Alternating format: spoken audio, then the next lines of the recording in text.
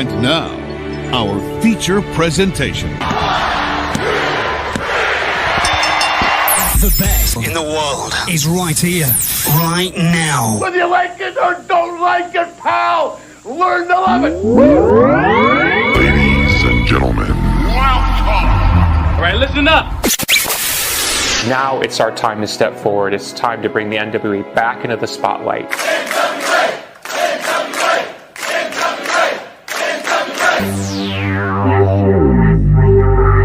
I was thinking that it might be a good idea if you and I formed an alliance. Let's get ready to rumble!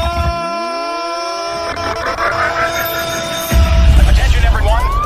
Welcome to the greatest wrestling program in the world. Ladies and gentlemen, can I please have your attention? Stop what you're doing and listen. It's the Alliance Guys podcast with your hosts Kevin Frazier, DKM, and Jay Cal. Ladies and gentlemen, welcome to the Alliance Guys podcast, a presentation of Alliance-Wrestling.com, your number one source for news and information for the National Wrestling Alliance. With me is DK. There's no Kevin Frazier tonight. He's on special assignment. DK, do you know what Kevin's doing? Do you want to talk about it? I understand that Kevin's on the same special assignment that Tim Storm was on. There you go. So once we find out what Tim Storm was doing, we'll find out what Kevin's doing. You know, you Texans are so mysterious. So mysterious with your assignments. This is a presentation of Alliance-Wrestling.com. Again, your number one source for news and information. I do want to bring up real quick that I want to give out a special thanks to everyone who's purchased the ham sandwich t-shirt. I want you guys to know that we've already raised just about $60 to donate to the Juvenile Diabetes Research Fund, and I'm very, very proud of all of you guys who have helped us out with that. I do appreciate it. As the weeks come by, as the months come by, we will have links if you'd like to contribute financially without buying a shirt. Again, these limited edition t-shirts will be they'll be off sale in actually 2 days. They'll no longer be available. They'll be going into the Walt Disney Vault, if you will. They'll no longer be available for purchase. So if you would still like to acquire one of these awesome t-shirts, again, make sure you go to Alliance-Wrestling.com and check the merch store, and that's where you can get that at. But let's not stand on ceremony, Mr. DKM. First of all, how are you doing tonight, sir? Oh, if I were doing any better, you wouldn't believe me. Well, there it is. I'm doing quite well myself. It's been a very interesting few days because Devin and myself have been discussing offline what we thought of this episode of NWA POWERRR. And, well, interestingly enough, we're kind of split on this episode. Now, DKM wasn't very happy with this episode. He thought, well, we'll get to what DK thought. I thought it was definitely a step in the right direction and one of the better episodes I've had recently. So without standing on ceremony, let's talk about it, right? The show kicks off. This is episode 31 of NWA POWERRR, presented on Fight. That airs 6 p.m. Eastern, 3 p.m. Pacific, only on Fight. Again, you have to subscribe for that. It's $4.99 a month. The first thing we get to is it's kind of a recap, an abridged version of the coronation ceremony for Camille. Now, as much as I like Camille, and as much as I think she's getting better each week, not only on promos but in-ring ability, I didn't need this. I thought this was a complete waste of time. And even though it was an abridged version, you know, 1 minute and 36 seconds, I feel like, again, this was just a waste. They didn't tie it into the storyline. They didn't tie it into any of the matches. DK, I already know what you're going to say, but what were your thoughts on this? Isn't this how they ended last week? It's exactly how they ended last week. Yeah, I mean that was my thought. It's like, wait a minute, are they playing the wrong thing? Are they playing the... Because they didn't even do the normal introduction before. They started with this. And there's no story to it. I mean, yes, Melina comes out And yes, genocide comes out, but there's not, like a breakdown, tear apart brawl or anything. Or even a big knock you out moment. It's just, okay. I guess Melina and genocide are going to feud. I don't know. I mean, they didn't do anything to hype me for it. Well, the puzzling thing is, when genocide came in there, yes, she ragdolled Melina. She just picked her up like a baby and kind of tossed her. But then there was no confrontation. There was no dive right back at it. There was no, hair pulling fighting. Melina came down there and literally threw her shoes in the audience. And for her to just get ragdolled and then walk out, I kind of felt like, well, okay.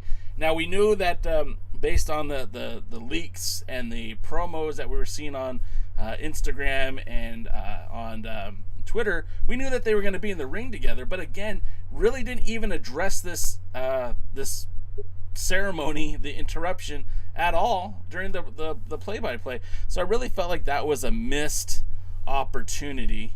And I really felt like that was kind of a bummer.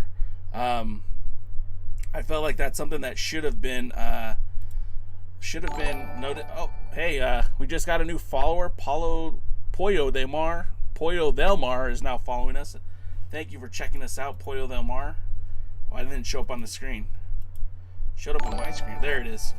Anyways, sorry. Getting back to the show. So I felt like this was kind of just, I didn't understand it. It didn't make sense to me. As your lead-in, I felt like there were better options, which now brings me to one of the bright moments, in my opinion, of the show, which is we got the best Trevor Murdoch promo we've gotten since he's been challenging for this World's Heavyweight Championship. No longer the crybaby, right? No longer the beaten man. He was pissed. He was angry. And that's what I want from somebody from Waxahachie, Texas, is somebody who's ready to go. Somebody who's ready to fight. He said in the promo that, when Nick goes to get the tailor to get a suit fitted, he knows that Trevor beat him. When he goes into the back and talks to the boys, he knows that Trevor beat him. When he even goes home to his wife, and you all know who that is, Trevor beat him. I thought this was the best promo we got from Trevor Murdoch to date. DK, what were your thoughts on this one? Well, I'll agree that it was the best promo we've gotten from Trevor Murdoch in a while, certainly since the return of POWERRR. And, it was good to see him fired up. I appreciated that he was fired up.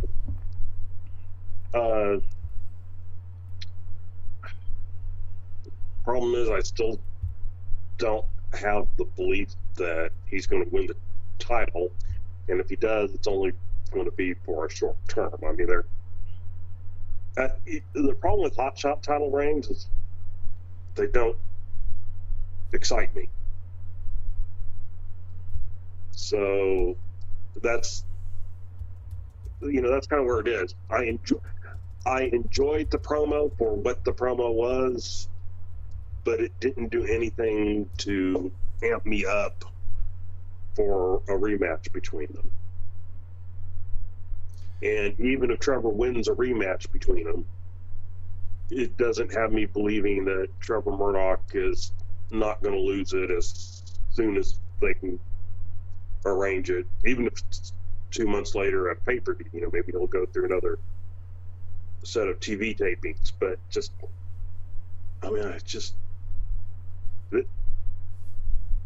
I'm lacking enthusiasm for, we get a chance at a Trevor Murdoch world title run.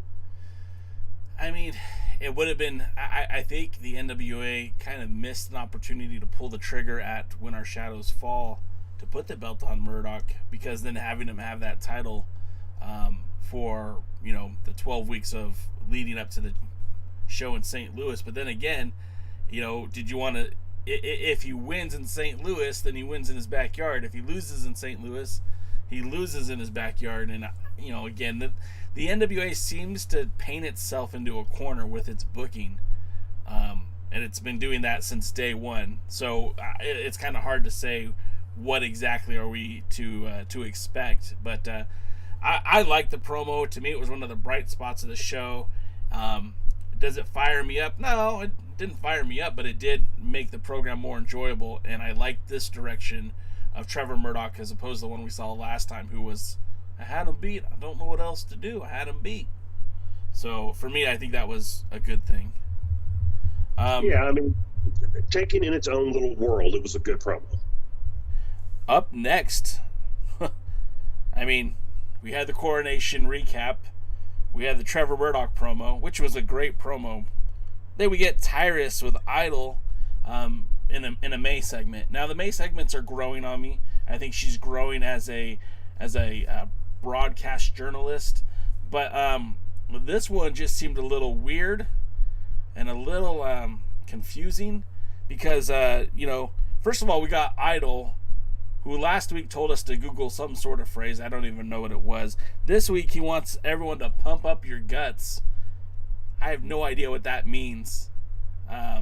Pumping up your guts? Have you ever heard that expression, DK? No. I mean, I'm not saying it doesn't mean something. It's just not an expression I'm familiar with.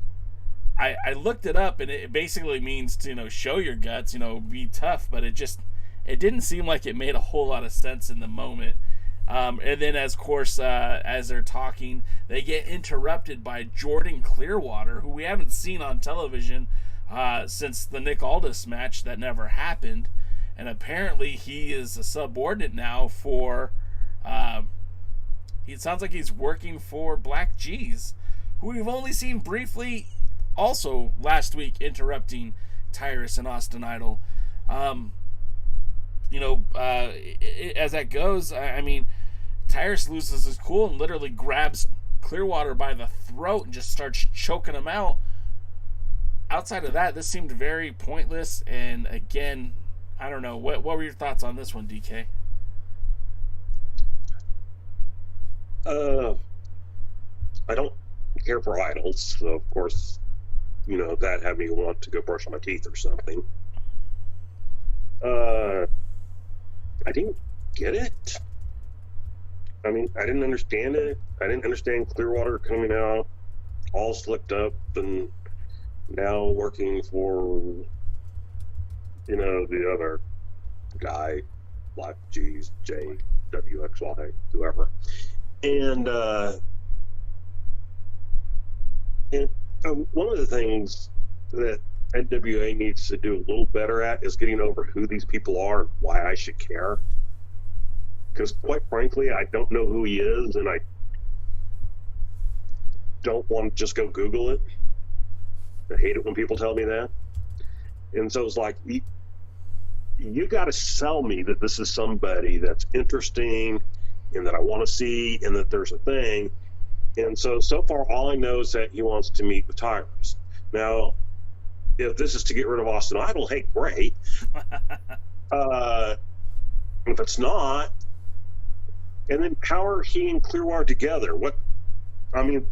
There's no story. It's just all of a sudden Clearwater comes out, and he's still kind of being portrayed as a punk who, gets grabbed by the throat. And I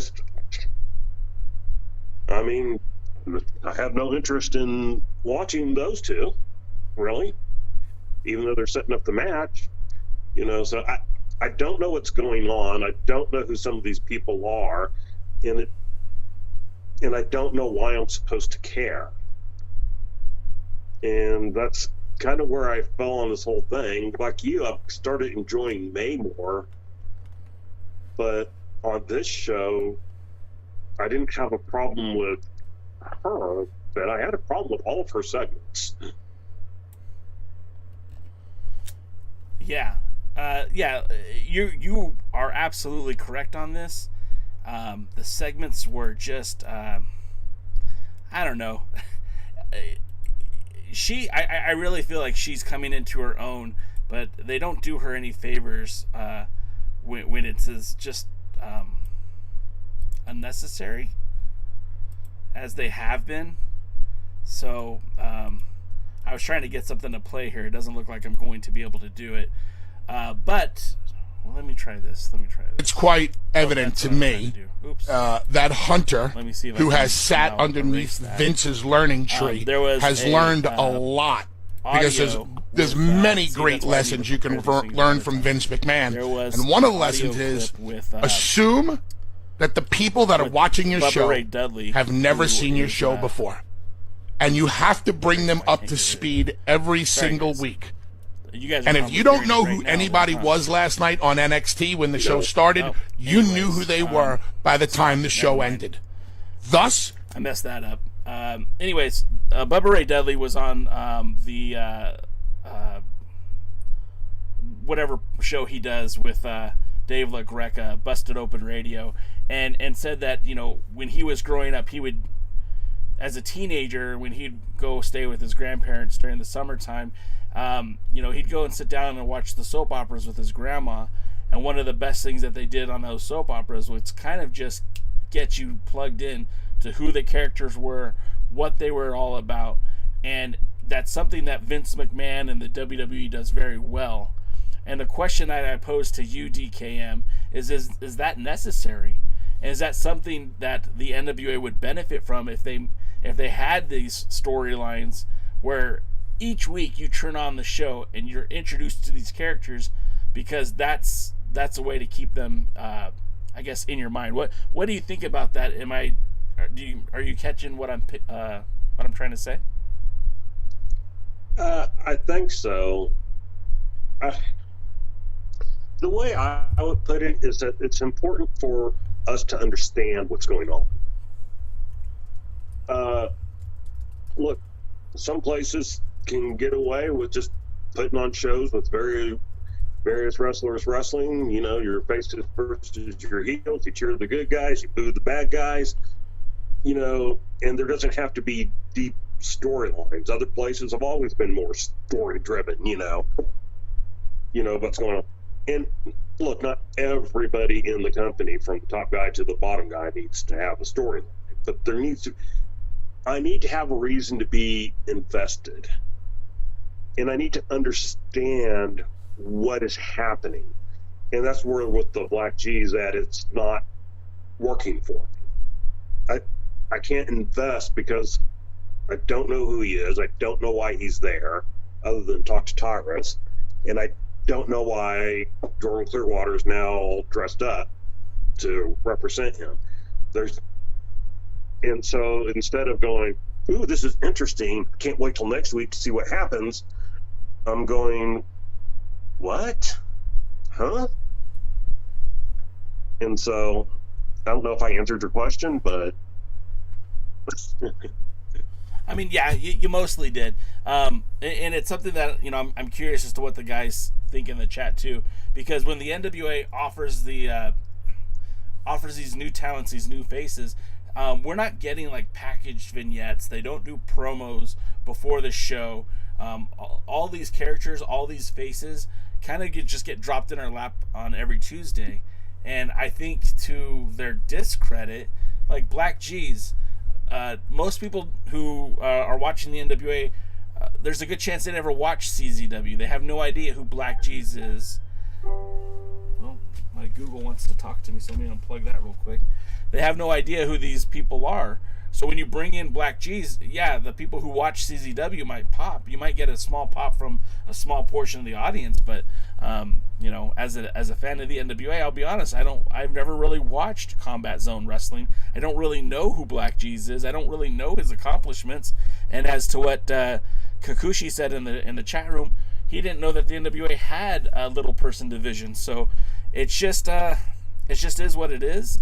But it would be nice, I think, if the NWA found a way to do more storytelling in between. You know, would be a perfect opportunity again to maybe have these people on the NWA. This is the NWA podcast. You know, the recap that they do post the show, or maybe it would even be an opportunity for them to create some new content with May on YouTube, introducing some of the new faces. But I just feel like, you know, in that 45-minute time, there's just not enough time to tell who these people are.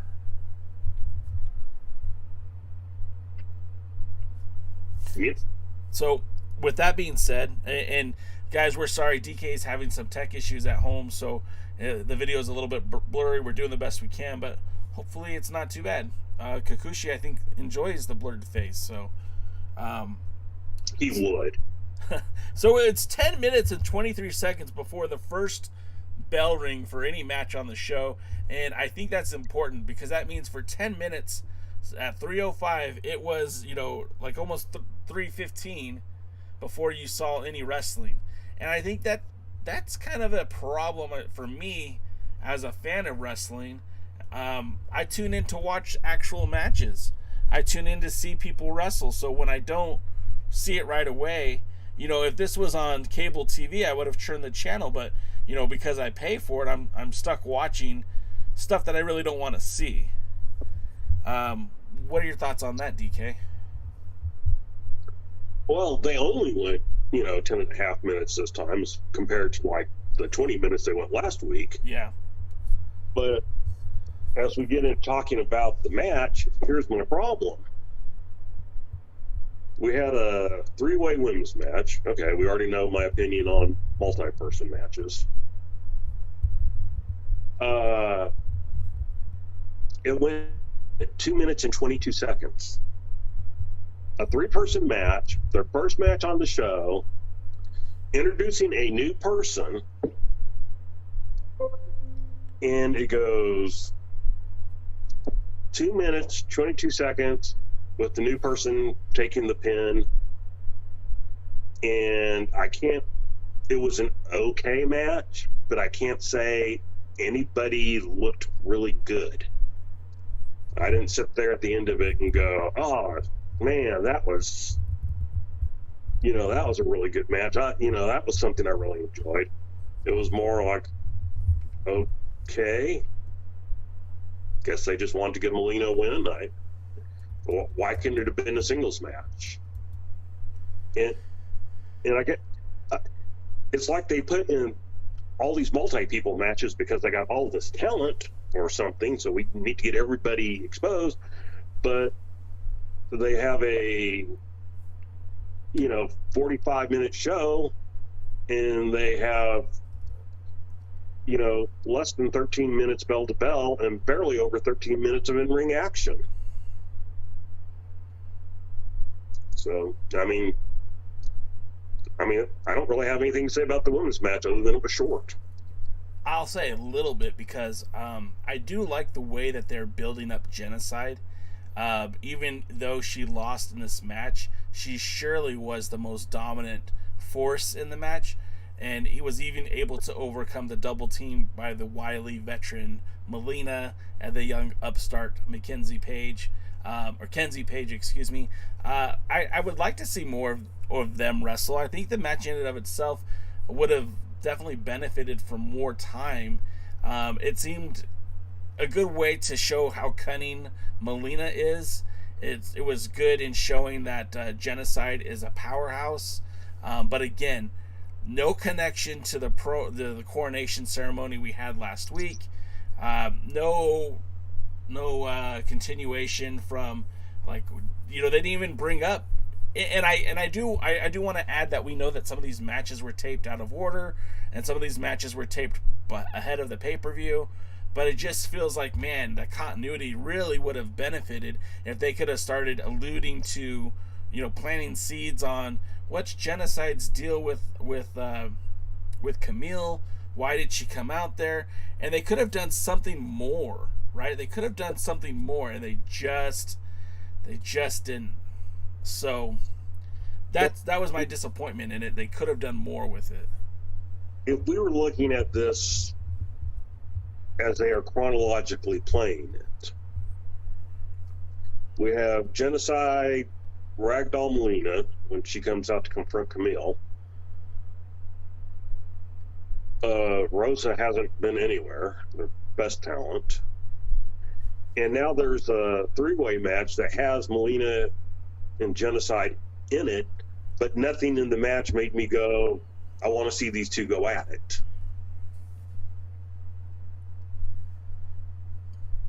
And there also wasn't intensity from Melina to come up on genocide. Like, it didn't seem like she was even upset. So that was disappointing. But let's get to something that might have been a little bit better. We get the Camille interview. And I don't want to say that this is late breaking news. This stuff has been on the internet for a while, but I don't hear very many NWA folk talking about it.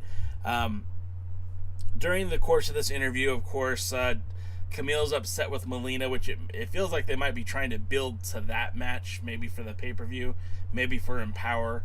But Camille out and says that she's looking for her next opponent. She's looking for outside of the NWA, which is kind of interesting because, again, on July 25th, she has a match booked for River City Wrestling in Austin, Texas.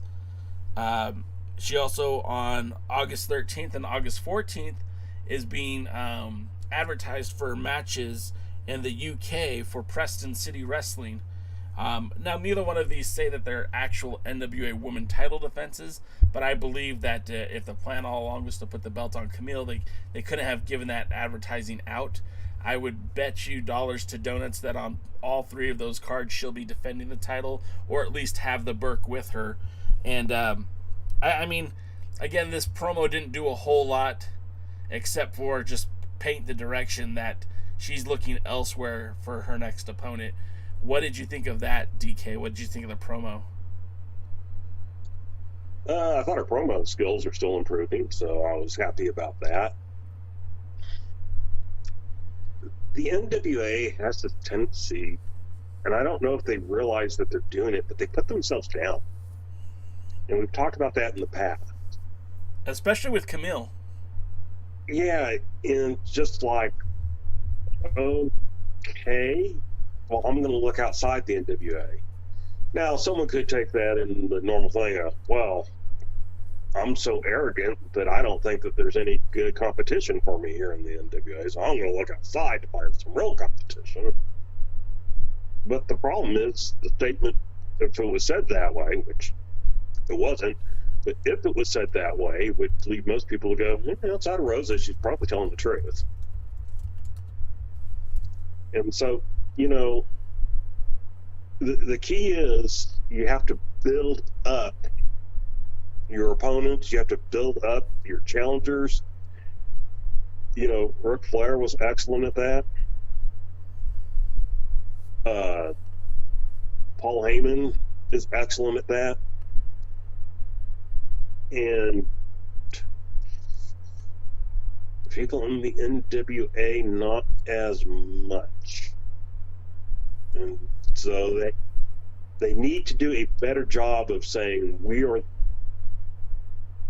they need to sound more like their fanboys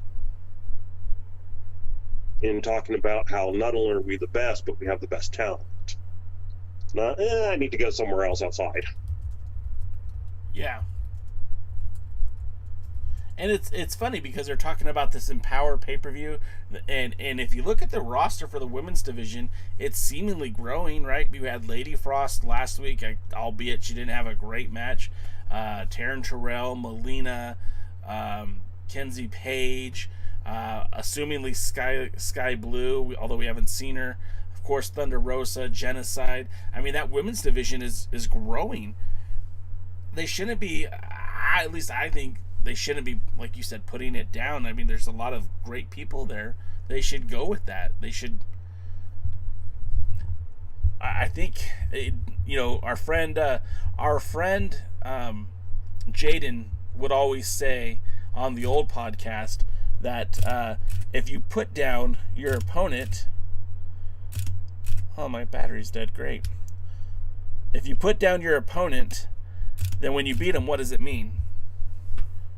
Really nothing, right? If the opponent is of lesser stature, what does it actually mean when you beat them?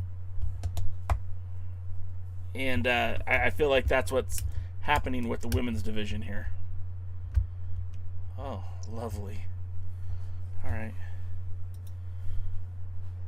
Hang on just a second. Sorry, guys. My camera's literally just died on me. Bang.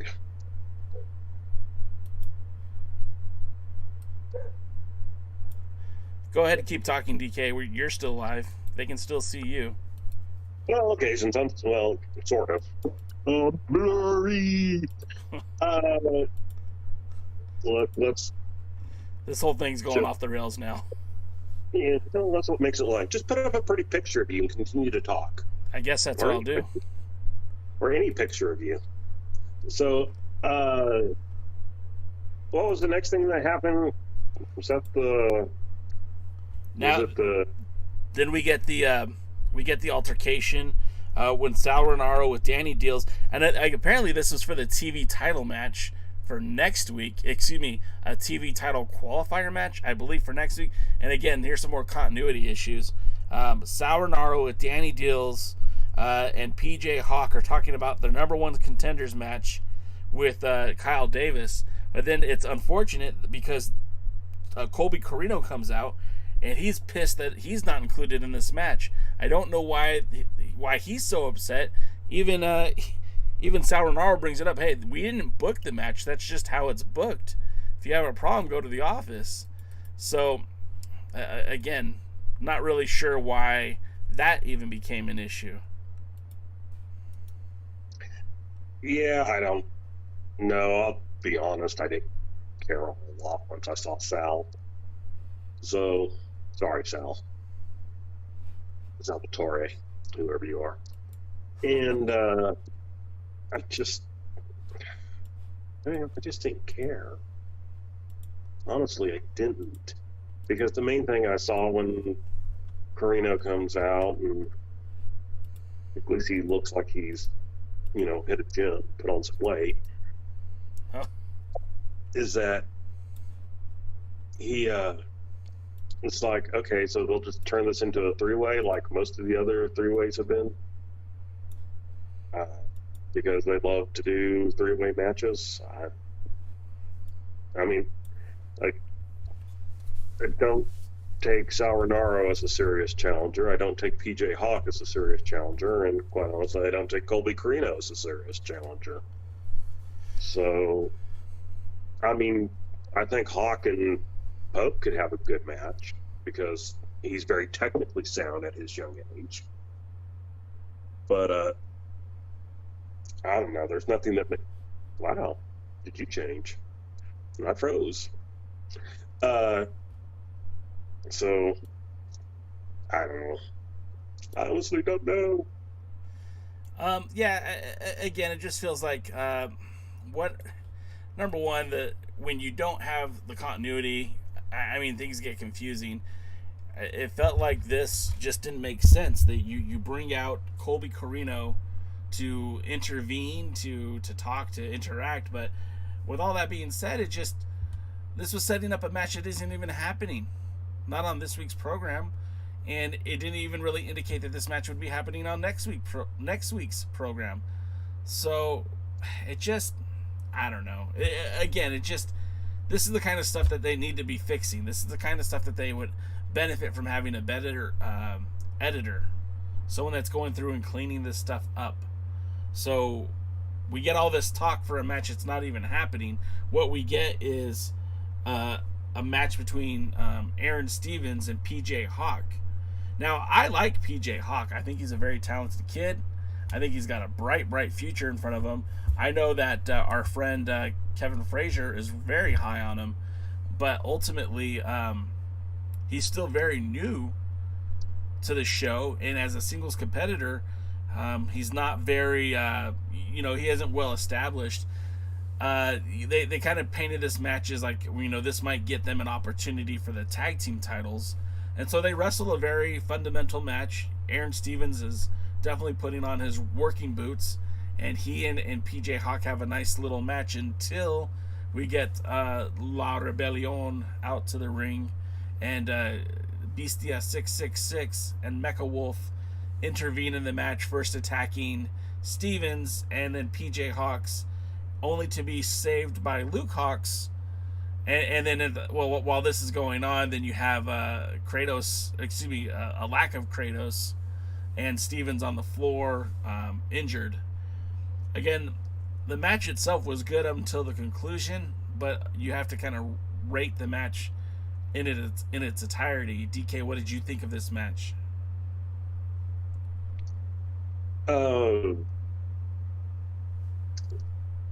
I didn't care at all. One bit. I'm more and more with our on special assignment partner, Mr. Frazier, in that we need to do something with Stevens and get him some personality again.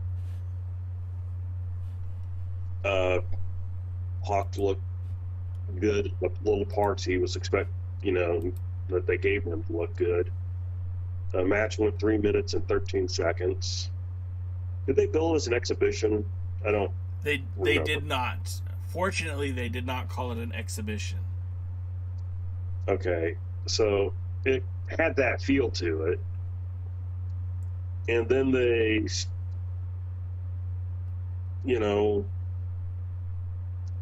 confused more storylines by bringing out, La Rebellion.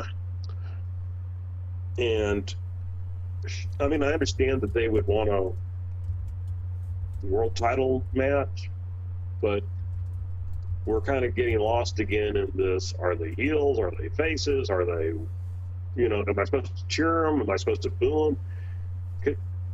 A lot of people will go, oh, that's not relevant today. We don't need it. Yeah, we do, because that's what gets us invested. Do you know why people paid to go see the Rock and Roll Express versus the Midnight Express? Because they were invested in it. They loved one team and they hated the other. And, we don't have any of that. So, the only thing I'm thinking as I'm watching it doing this is I thought they were feuding with Pero and Odison.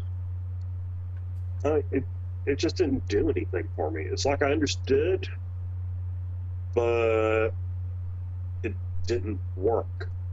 And again, very short match, 3 minutes, 13 seconds, and then they had 37 seconds of a beat. And yes, by the way, people, I actually timed it. And, they had a 37-second beat down of 3 different people. So, I guess that made La Rebellion look good. I don't know. I didn't feel like anyone really looked good after the beatdown. And again, this is something that the NWA needs to improve on, is these finishes where couldn't they have attacked after the match? Why did it have to interrupt the end result? Couldn't Aron Stevens benefited from a victory over PJ Hawx? PJ Hawx certainly would have benefited from a victory over Aron Stevens. But the fact of the matter is, it just, I think James H. Jackson just said it. They use that term way too much, exhibition. To me, they just don't care about this match. It means nothing. That's how I felt like this match. It just didn't mean anything. So we don't care if we send out La Rebellion. I remember years ago when Adam Pearce said, when he was working with Ring of Honor, they would send out Dark City Fight Club when either the match wasn't hitting the way it was supposed to, or when the talent was going too long. They would send out Dark City Fight Club as an enforcer to either put an end to the match or to pop the crowd. This didn't do either. It didn't do anything. It just, again, further makes things harder to process, because there's no actual understanding of what's going on. Well, it seemed like an odd match when they started it, and that I understood that it was, 2 members of 2 different tag teams, so it was like, okay, but I wasn't sure why it was put together. And again, Stevens lacking personality. He's still good in the ring, but it's not the same. And then, Hawk is new and green, and, even in the short match, there are a couple of botches, and I don't know. I wasn't excited. It did nothing to excite me. And what this reminds me of, just let me throw this in real quick, and why I asked if it was an exhibition match. This was exactly like when they did the women's tag team exhibition match, and then out of nowhere, Camille comes and spears Thunder Rosa. So they've basically done the same thing in the same spot. And I don't get it. It makes little to no sense if you ask me. I still don't understand why.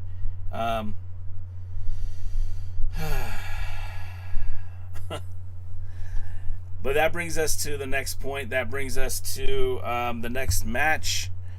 And that is, as I go here through my notes, we get May's segment with the faux spoiler, because we don't really know what to call him just yet. Oh, real quick, I wanted to read the comment from Dave Scooby. He says, I don't understand why they are having tag team wrestlers in singles matches. It defeats the purpose of having tag teams. And again, that's always the case with this show.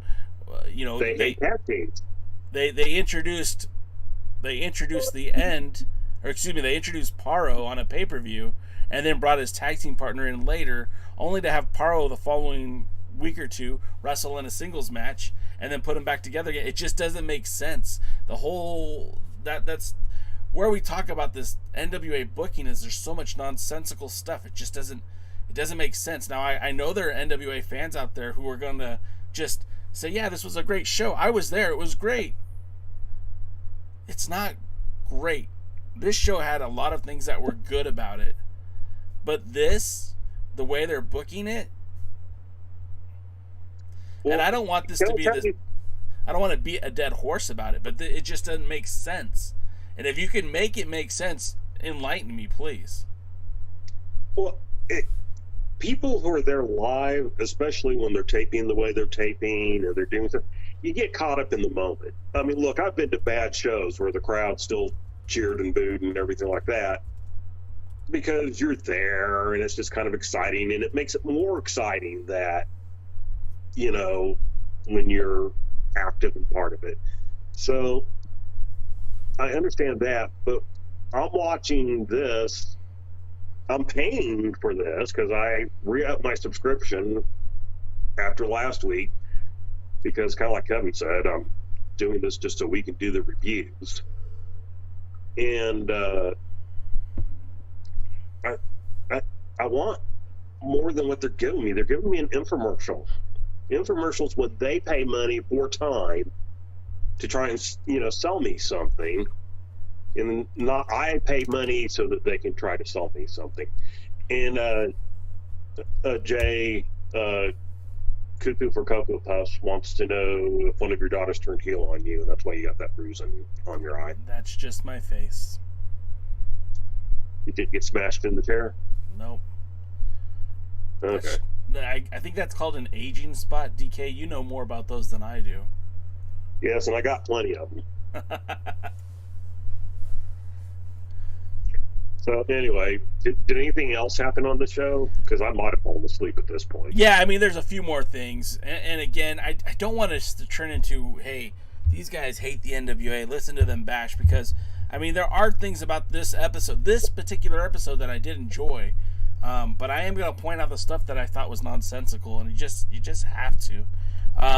The next segment on the show, we get May again with the faux spoiler, and I call him faux spoiler because thus far he has not been given a name. Billy Corgan has yet to christen him, so we'll just call him the faux spoiler until we get a name.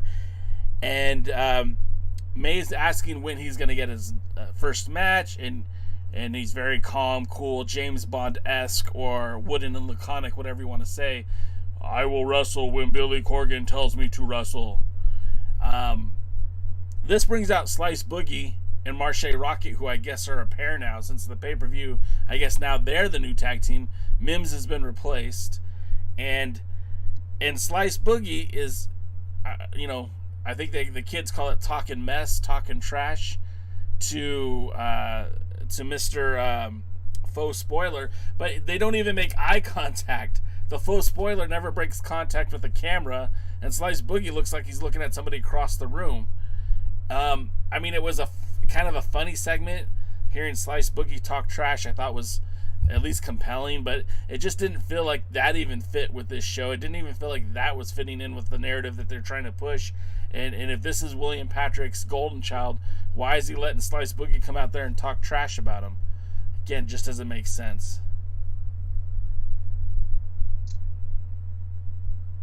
I don't know what the purpose of this was. To, again, quote our missing Kevin, Twilight Zone-ish. I don't get those spoiler. I know who he is. I've learned who he is since, and the name I was given meant nothing to me. And so I did a little bit of research, so I mean, I know a little bit about him, but you know, what Mr. Monotone, he don't excite me at all. Just nothing. I have nothing about him excites me. Nothing about him makes me want to see him wrestle. Nothing about him makes me want to see him get unmasked. And, you know, at least bring Billy Corgan out with him. That, you know, it would be more entertaining if Billy Corgan was sitting here going, hey, here's my enforcer, here's my guy, here's my whatever. So, as it is, as we're Sliced and Rocket Boy or whatever, just, I mean, yeah, it was kind of funny in that isolated, you know, box thing, but as far as just, again, on the show, getting me interested in the show, making me want to watch the show, didn't do anything for me.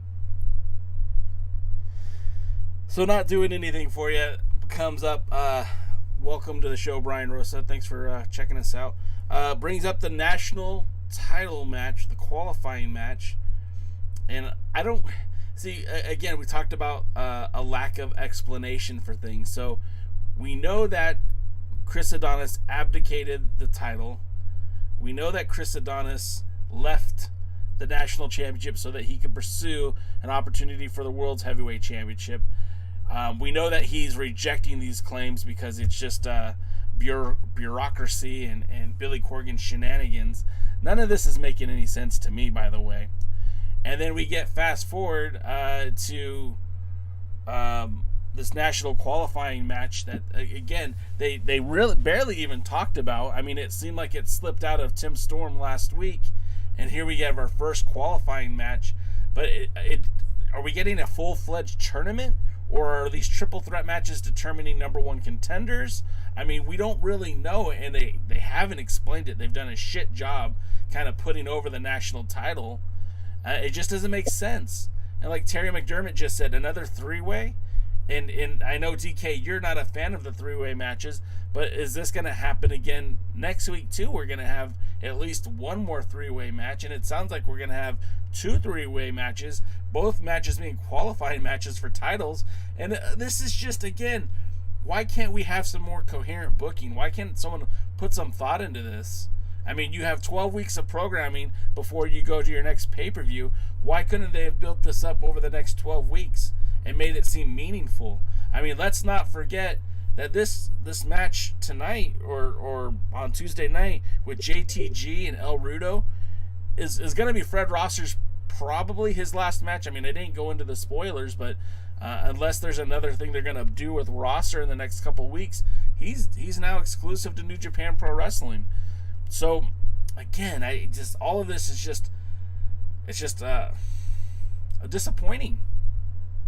But the match itself I thought was pretty good. But like I said, the storytelling, there is no background for it. They didn't explain things properly. JTG looks really, really good. Fred Rosser looks really, really good. El Rudo is a great wrestler. He's very good in the ring. He's world traveled. I mean, he's wrestled for All Japan Pro Wrestling. He's wrestled for CMLL. He's spent time in the United Kingdom. He was formerly a WWE developmental talent. The guy's good. I don't feel like they're using him to his best application either. So the match itself was fine. They determined that JTG wins. He wins by pinning El Rudo. So it looks like our boy Fred Rosser will ride off into the sunset, at least looking strong. But the match, again, now we know who is the number one contender, I guess, or the other man for the match. I don't know. DK, what did you think? Yeah, just to clear up a little thing, they're kind of repeating what they did at the 70th, where they crowned the new champion or whatever with Willie Mack. It's kind of the same concept. We're having 2 3-way matches because Lord knows that we couldn't add 2 more guys and do a normal tournament to take place over 12 weeks of taping, because that would make sense. So 3 ways, the 2 guys that win the 3-way will face off for the title. Sorry, but outside of what's his face, JTG, were either the other 2 guys anybody honestly took seriously to, be in the championship match? I mean, we could make an argument for Fred Rosser. At least I can. I mean, I could make an argument for it, but even setting aside knowing what we know about Rosser, just, JTG he just came in, he just got a victory over Rosser. I'm kind of playing up that they do, know and respect each other. I knew who was going to win. It was an okay 3-way match. I mean, I don't have any complaints about the match itself as far as, how it went down. That being said, I don't have any heavy praise for it. It was okay. At least it went longer than 5 minutes. It went just over 7. So here, your main event of a 45-minute show is your longest match at 7 minutes, 10 seconds. And, the thing that excited me the most about the show is what's about to come up, and that's talking to JTG at the end. It's funny, Jimmy LB says, I'm very happy to see JTG. He's already in my top 3 in the NWA. Well, that's saying something, isn't it? I mean, he's had 2 matches and he's already kind of garnering the affection of the fan base, which is great. But what does that mean for everyone else on the roster who's been putting in time and can't get that kind of a connection with the audience? We get a really solid promo from JTG after the match, where he and Kyle Davis meet up at the podium to celebrate his victory. He cuts a great promo about 1948. Thousands of people flocked to California for gold, and that's the exact same reason why he came to the NWA, and proceeds to say that his eyes are set on the national championship. DK, what did you think of this promo? It was the best thing on the show. It was the only thing that excited me. And so, and I said it beforehand, that before I knew the title was coming back, that if they were foolish enough to bring back the title, because really they should have dropped it for now, that title should be dropped until they actually are touring and doing things. But, I said if they were foolish enough to bring it back, that, I'd like to see them put it on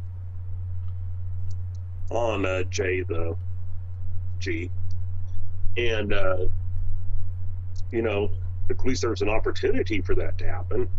I don't have any confidence that that's the way they'll book it, but, at least they got one of the right guys in the main event. Yeah, and So, I mean, kind of the conclusion of this show, what we know is at some point there's going to be a triple threat match for a qualifying spot to wrestle against the Pope, whether it be Colby Corino, PJ Hawk, or Sal Renaro. And I agree with you, DK. Not one of those things has me excited. I don't need any one of those guys to wrestle a match with the Pope. What we know is that there's going to be a triple threat match with Paro. We didn't talk about that promo, but Paro and Strictly Business. Paro actually delivered another pretty solid promo, which is interesting because he's been kind of up and down as far as I'm concerned with his promos too. But he had a pretty good impassioned promo against Strictly Business where, you know, Latimer straight out said, hey, I don't mind taking the L as long as Strictly Business gets the W. So we know that there's going to be at least 2 more triple threat matches in the future.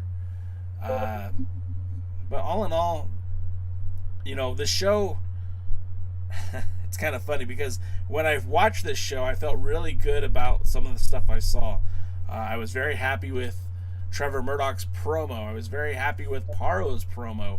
I was happy with the match we got with PJ Hawk and Aron Stevens until they were blindsided, attacked by La Rebellion. I was very happy to see this triple threat match with JTG, El Rudo, and Fred Rosser. But at the end of the day, when you start pointing out some of the booking inconsistencies, some of the lack of storytelling, and all in all, just things that weren't really good. You know, DKM and I were talking about the show earlier in the week, and he gave it a D, and I said, no, it's at least a B. But now I'm starting to, once you throw everything out on the air, it's like, no, I mean, maybe this was closer to a D, maybe a C plus, and I'm not, or C minus. I mean, it's not that I don't want to like the show. Someone once accused me of hate watching this show. And that's not the case. It's just I feel like there's opportunities that the NWA just flat out refuses to go after. I feel like there could have been a lot more storytelling, a lot more explaining, and all in all, they just failed to do all of that. DK, I mean, what did you think? I mean, well, 2 weeks ago, I would have given this. I gave the show in half. It was that bad. But this week, it's just. I mean, it was more boring than anything to me, I guess. You had 2 interviews that started and ended the show that were entertaining. You only had 1 match that you could say was, you know, was a good match. And the other 2 were just filler nonsense. And I don't understand. I don't get it. I don't. Just don't. I want to point out something that was said here in the chat. Matthew Underwood says DKM they could do a segment where the national champ is touring the Indies, perhaps on Power Surge or suggested on a pre-show. And my response back was they don't talk about their champions when they wrestle elsewhere. When Nick Aldis has other title defenses elsewhere, they don't bring it up. I remember the night that Nick Aldis wrestled Jason Strife, and the match was airing on Twitch on the I can't remember the promotion's name right now, but it was available for free on Twitch. All you had to do is jump on Twitch and you could start watching the show. And I was reading the show too. What's that? It was a pretty good show too. Yeah, it was a fun match, good show. One of the comments on that was, "Wait, they're in Nebraska? I live like 10 minutes from that show. I would have went if someone would have advertised it." So like the NWA didn't advertise the show, the local promotion didn't do a good enough job getting the word out there. There were people who were sitting at home who would have watched that show had they known about it. And it just goes to show, you know, like, I mean, what's the benefit of booking the world champion if the NWA isn't going to advertise it? if the world champion really didn't even advertise it. It's these things that just make me feel like, what are they doing? And Matthew Underwood also brings up, it's time to ditch the retro commercials. Again, I don't mind the commercials, but why are we only getting about 13 minutes of wrestling on a 45-minute program? That's something that DKM brought to my attention yesterday. And it's like, you're right. Like, why do we're paying for a product. Why are you shoving commercials down our throat? We get 3 of them every episode, sometimes 4. And we're not even getting over 15 minutes of wrestling. Like, that's a disconnect. Big one. And when you talk about their pre-show that they did before the pay-per-view, which should have been the biggest commercial of all of them, they did the best job telling stories and having good wrestling on that pre-show. So again, it's and the part that really frustrates me out of this is that they do Power Surge from time to time, and Power Surge normally runs around 30 minutes or just over.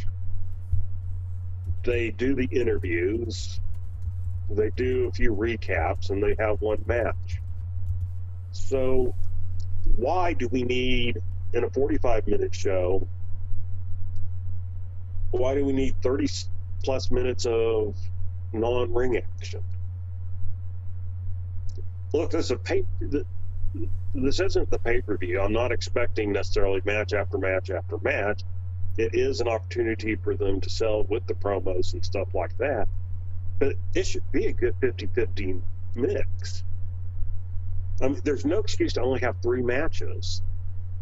And there's no excuse for any match that's not an obvious enhancement squash match to go less than 5 minutes. I don't remember if it was Kevin or you, Jay, but, somebody was saying I can't compare what the NWA is producing with necessarily other wrestling organizations and what they're producing because, they're obviously going for something different. I go, all I know is they advertise themselves as pro wrestling. They all advertise themselves as pro wrestling. And so I grade them all on the same scale. I hold them accountable for all the same things. And the number one thing you got to do is entertain me with wrestling matches. Wrestling fans like wrestling. So why aren't we seeing it? Don't make me pay to do an infomercial so I can see an infomercial, because I'll go right back and drop it again, and and we'll spend the Thursday nights with Kevin and Jay trying to sell me on buying it again. Because I mean, at this point, I can go get me 2 chocolate shakes and I'll be happier longer. The something that Kikuchi said earlier, and let me see if I can find it here because I don't want to get the quote wrong. But first of all, Kikuchi's friends over at Dangerous Adrenaline Wrestling Gladiators are putting a show on the 26th, I believe, in Glassboro, New Jersey, at the Max Fit Sports Center. And again, that's Saturday night, June 26th.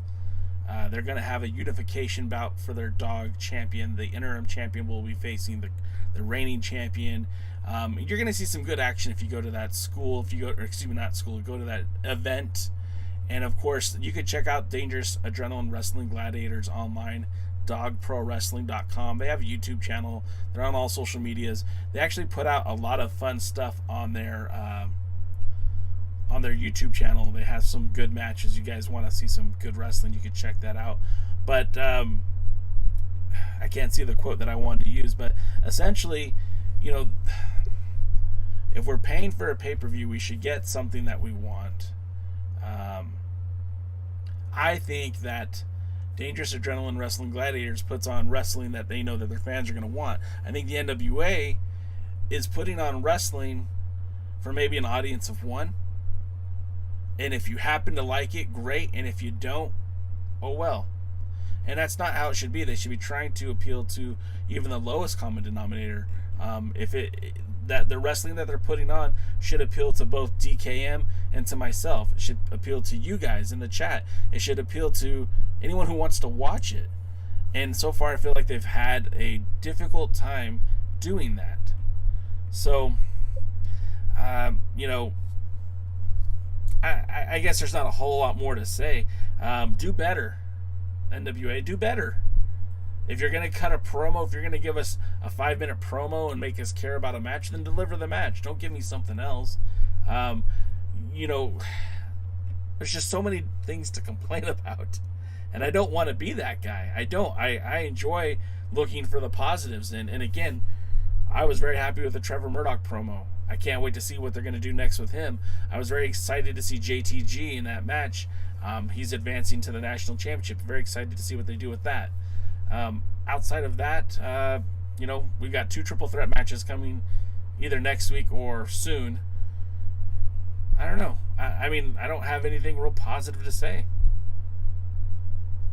Well, and I want to point some things out because, you know, like somebody was bringing up ROH and New Japan wrestling and everything. And, you know, in ROH, especially during the, you know, the height of the COVID lockdowns, you know, the majority of their show could feature interviews and stuff like that, but it was storytelling interviews. I mean, you know, they're sit downs and, you know, they're doing the Pure tournament. And so here are the guys who are going to be in the tournament. And here's what, you know, the guys are getting ready to be in the match. And as time went on, you know, their shows probably, I didn't time the last one, but they're somewhere between 50 and 60% wrestling and, you know, non-wrestling. But they tell the good story in between the wrestling matches, and the wrestling matches go longer than 2 minutes or 5 minutes. And so, you know, this is what I'm saying. It doesn't have to be a show of 45 minutes of solid wrestling, although I would not turn it down in the least. But, you know, make me care about who these people are. Make me care as to why they're there. Don't assume this is something AEW does. They assume that just because they're on the show that people know who they are. That, you know, especially some of these young indie people. I don't know who Black G is. I don't know who Danny Deals is, really. They've never once explained who he is. And he goes back to from before COVID.